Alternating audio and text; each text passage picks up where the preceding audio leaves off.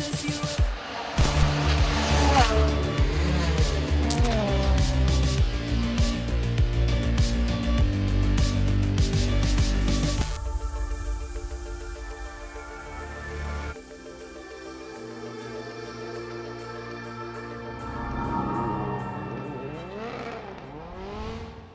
all right, David? David, you all right? Oh yes, Colin. Very much so. Hello, everyone. Welcome to Monte Carlo.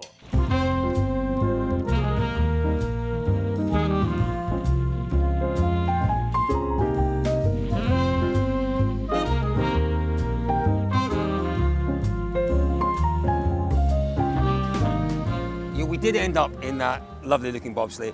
What's it famous for, that bobsleigh? Do you know? It's for Colin Clark jumping in it just before the Monte Carlo preview. That's the one, isn't it? Would you believe? Prince Albert of Monaco, Olympic bobsleigher, but that was the very first bobsleigh he went in. Exactly, there we go. Yeah. But it's not yours. You think we made better use of it? I think we did, I really do. Not my first time in Monte Carlo, it's not David's first time in Monte Carlo, but we're delighted as always, David Evans, to be back here.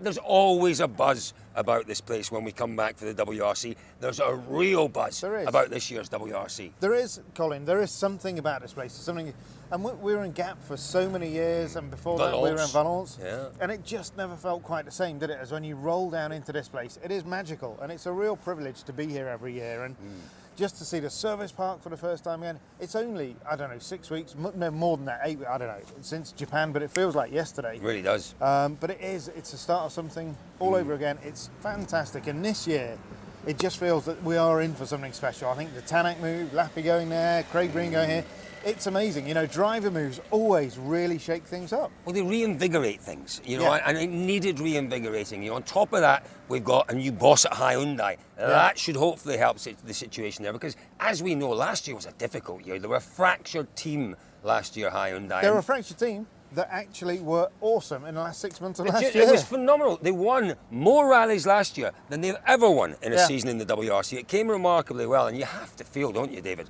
for poor old Julian Monte. Is he here? I don't know. Where is he? Is he gone? Is he? You absolutely do have to feel for them, Colin. You have to only imagine if they'd got it right last year from the word go. You know what? But equally, I think you and I might occasionally get carried away. Maybe. Only every now and again. Not that often. We should also remember that, you know, Toyota, by their own admission, they took the foot off the gas a little bit when they left here last year. And Julien Monte was saying, we were lucky to even make the start.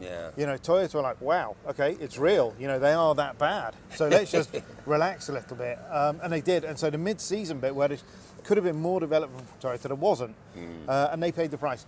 Over the off-season, they will have picked that up again, and I'm sure, you know, Toyota will be back there. And Oik Tanak Ford Puma is going to be right there as well. For me, this is the really exciting thing about this week, is that we just don't know. No. We just don't know. We don't know where the Hyundai is. We know how bad it was last year. We know how good it was in Japan. We don't know where the Toyota is at. We don't know where the Ford is at. It's going to be so exciting. First two stages this evening are going to tell us quite a lot. No, they're not. Do you not think so? No, they'll tell us nothing. This rally will tell us nothing. Sweden will tell us nothing. Mexico will tell us nothing. But David, we get to Portugal, Croatia. Then, you know, you've got less specific. You haven't got the altitude. You haven't got the specifics. Well, having said that, I'll take all of that back, because wind it back in, David Evans. It is. That way. Wind it back in, David Evans. As we've spoken about many times today to everybody here, it's a dry tarmac rally. Yes. You know, there's not going to be a lot of snow and ice around. So, you know, and I do agree with you. You know, we do have to wait until we get these three specialist rallies out the way.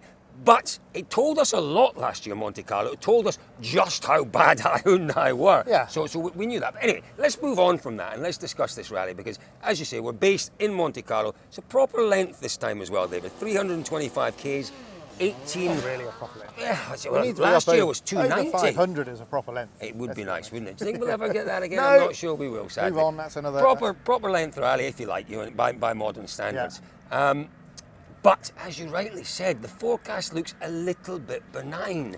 A benign Monte. Yeah. Not always. Can I say it's boring? Yeah. Can I say it's boring? I think it's fair. It's absolutely fair comment, Colin. And Sébastien Ogier said the other day, you know, he said, is this a real Monte when we're not in the Ardèche and we're not in what he called the proper Alps? As Andrew Wheatley pointed out, he's a man from Gap. Of course he wants to go back. There. But there's something in that. You know, there's higher altitude, further north, and generally you do get more snow up there. But there is still a lot to talk about. But for me, one of the things that we talked about a lot with Pirelli today is the fact they're not going to use the winter. They're not going to use the Soto Zero with and without studs. It's a real shame that whole spice of the tyre gamble has kind of gone. Yes, we'll see people mixing softs and super softs and what have you, but it's not the same, is it? It's not the same. Are they going to go with the winter or the slick? Or? And it's that element of strategy that brings in. We did go back up towards the Ardèche to get more snow. And remember, maybe 10 years ago when we were in Valence, there was almost too much snow. Yeah. And again, there were no tyre gambles because it was full studs on every stage. Exactly. What you need is sections of the stages, mixed conditions, gambles, drivers who gamble on. You need Cisteron. Cisteron is the place. Absolutely. You guarantee the hairpins at the top will always have snow and ice. Yeah. And there's not. We were in Turini on whatever day it was, Tuesday or something, and there was nothing up there. There was just nothing there, and it's going to be different. It is going to be different, but what it does mean is that we're going to get a good idea. I've said this already. You said maybe not, but we are going to get a good idea of who's feeling comfortable in their cars on tarmac. Yeah. So let's take a look at the teams then. Let's take a look. We've got to start with Toyota because they're the reigning champions, David. Kalle Rovanperä, what a season last year. Sebastian Ogier, what's he won this one? 8 times, going for 9 times.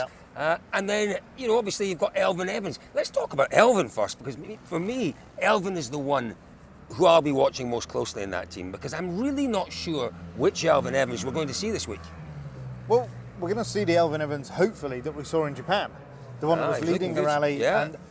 And by his own admission, in Spain, what was it, a couple of weeks before, he really struggled. But they've worked tirelessly over the off-season to bring the car to him, to take him to the car. And, there's more options in that car now for him to feel comfortable, to get the confidence. And it seems that they've made a good step. I think, I agree that he is the one to watch. I think he's going to get it back. I think, you don't lose that ability. Finished twice, second twice in the championship. And we've seen Elfyn go incredibly well on tarmac, haven't we? Usually on changeable tarmac, places like Germany. Corsica, he reads it so well. Back reads in it so whenever well. it was 15 in all the rain. Germany, he's gone well there in the past, So, I think there's not, of course there is 2 Elfyn Evanses, but hopefully if they've got that car to click with him, and he can click with a car, there is only one Elfyn Evans, and it will be the guy that was on the podium more often than not 2 years ago. Yeah, let's hope that that's the case, because Elfyn will very much. He's one of 4 drivers who I think start here thinking about the championship as well as the Monte Carlo win. Thinking about the championship. There probably are only 4 this year, I'd have to say. If we look at Kalle Rovanperä, remember the start he had here last year, David. He was awful through the first few stages. He was awful, but then. This was where we really saw the maturity of Kalle, that he then didn't chase it, did he? He did not. He settled in, he was consistent, he settled on 4th, and that was a great foundation. You need points on the board, you take confidence from here. Different Kalle this year, though. We talked a lot with him about, what's the approach, and he now feels he's got the confidence and he wants to push for the win.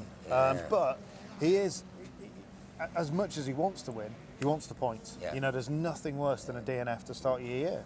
And chasing. You're chasing from the get-go. The interesting thing about Kalle Rovanperä, from my point of view, is that all drivers will keep improving. The more experience you've got, the better you've got. But you look at someone like Thierry Neuville, for example, and his experience gap is very, very small. You look at Rovanperä, and there are some big gaps in his experience bank. It's frightening to think he could get considerably better than he was last year. Yeah, this is what Tom Fowler's saying. We haven't seen the best. We haven't seen, just when we were about to see the best of Kalle, when he was absolutely bang on it in the middle of last year, he got such a big lead in the championship that I think psychologically he started to think championship, and then you take your eye a little bit off the ball. And just at the point where he was really engaged in the fight, and we would have seen more pace, more speed, more everything, he then went for consistency and actually brought some of the issues. The big crash in Ypres.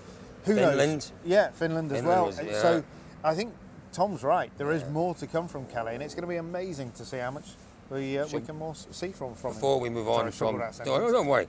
Don't worry, David. It's early. It's early in the year. It's late in the day, early in the year.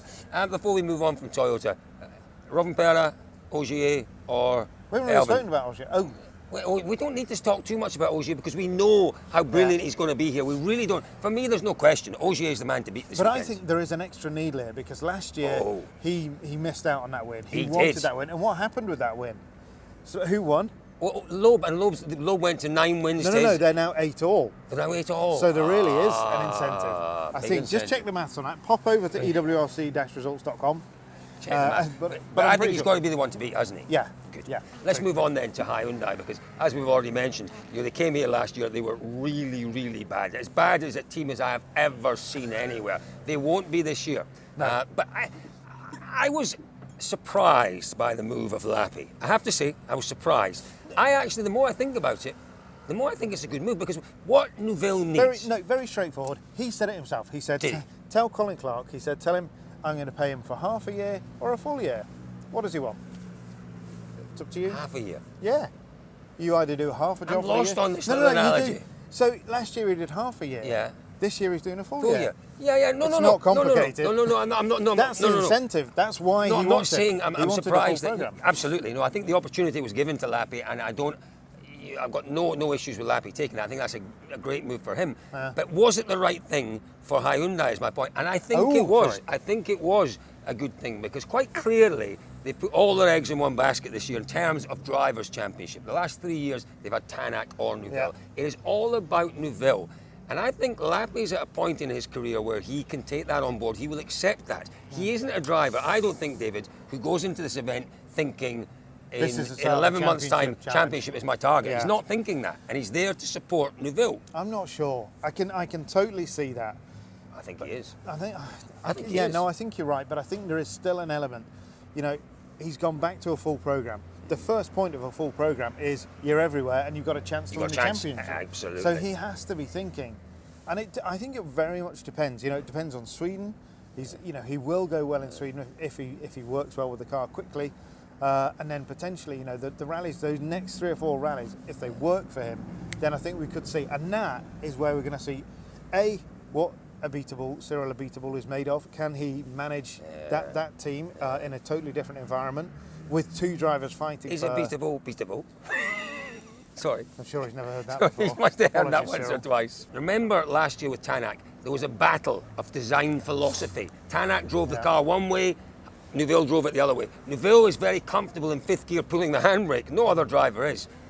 It will be interesting to see whether or not Esa-Pekka Lappi adapts to that car. Because I think it's very much a car designed, set up for Thierry Neuville, and it could be tricky for him. It might take him a little while to adapt to it. It might, and if he does, then I think he'll be in the championship mindset. The trouble is, we've never really seen Esa-Pekka in that championship fight, have we? No, we expected it at Citroën that year, didn't we? It just never happened. We did, and So let's see. Let's see what happens. Danny Sordo, the absolute consummate team player. He will do his job this weekend. I don't know what to expect. It's a rally. He's finished on the podium, I think, a couple of times in his career. He'll be 4th. He'll be 4th or 5th, which is a great result, I think, for him, for the team. At Ford M Sport, I'm really excited. I'm excited about this. Malcolm Wilson's made his intentions very clear this year. 2 cars. The focus is very much on Tanak and the Drivers' Championship. Is that a realistic aim, David? 100%. He's fired up. Move on. He's fired up. He's fired up. He's ready to go. It's the reason he's moved. His head is clear. Yeah. He's more relaxed than we've seen him in years. He's bought into the team. He believes in the future of the team. Yeah. They've done it. The M Sport has built championship-winning cars, 17, 18 with Ogier. They'll do it again. And for me, Tanak is absolutely in the thick of the fight. Maybe not here. He needs more time in the car. But certainly, the crucial thing here, he hasn't finished this rally for 3 years.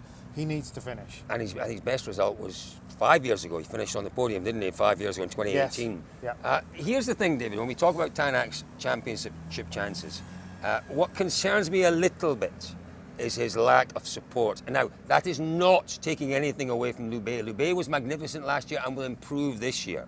But Loubet isn't an Elvin Evans. Loubet isn't an Esa-Pekka Lappi. Will that hold him back is my question to you. But crucially, they've got somebody on the near the sidelines that they could bring in on the key rallies. Who? Well, Sebastian Loeb. Oh, yes, well, Remember? if that happens, yes. Oh, how good would that be? Jeez, how could I forget Sebastian Loeb? Particularly when you spent the last 2 weeks with him. 2 weeks with him, yeah. Me and Seb are busy mates now, I tell you. But I can see the point. Yeah, he doesn't really have a super strong wingman. No. But equally, how critical is it? It not is critical or not? Well, yeah, it is, because you want to put distance between yourself and people chasing points off or trying to take points off you. So yeah, it is important. But Tanak, he's not a driver that's in that mindset. He goes out, he's got one job to do. He doesn't rely on people to do his job. He sees it as his own task, so he'll go out and do it. He will, and I'm dead excited about it. I really am. It was a tough year for M Sport last year. I'm really, really excited about it. David, what else are you excited about Monte Carlo this year? Everything, Colin. So am I. So am I. And, we've got to talk about WRC2. We've got such a fascinating fight with Rossell in there, with Solberg, with all of them. Formo back in that car. Yeah. Francois Delacour. Delacour. 6 TalkSport Skodas here. It is incredible. Chris Ingram in the old car. Yeah. It's still in a capable car. Don't talk to him about the Manchester Derby on Saturday. Is it the Saturday? Is he no, they lost. Oh, City lost. What is that? Is that some strange sport? World football. Cup. Yeah. Kicking football. WRC2 is going to be fascinating this year. There's strength and depth in that competition, which is quite remarkable. 5 or 6 Alpines in RGT. There's always loads to look forward to in Monte. The only thing that's the best hot chocolate in the world. Where? Up at in Casino Square. Really good milkshakes as well. I think we're going for one now. Folks, listen, there's an awful lot to come. Don't forget our new initiative, Dirtfish Live. David, tell everyone about it. Dirtfish Live Centre. It's up now. So dial in and enjoy it. It's basically everything that you need to know. It's scrolling text, it's video input, it's audio input, it's pictures, it's everything in one place. So jump in and enjoy it and get involved. Yeah, get involved, absolutely. You see it on dirtfish.com and on EWRC-results.com. That's where it is. Folks, David and I, as you can tell, a little bit excited, very much looking forward to the weekend. Stick with us, folks. Dirtfish.com is the place to be for the action, the drama, the jeopardy. It's all going to unfold and we're going to tell you all about it. No need to touch me. Sorry. Don't keep touching me. See you guys.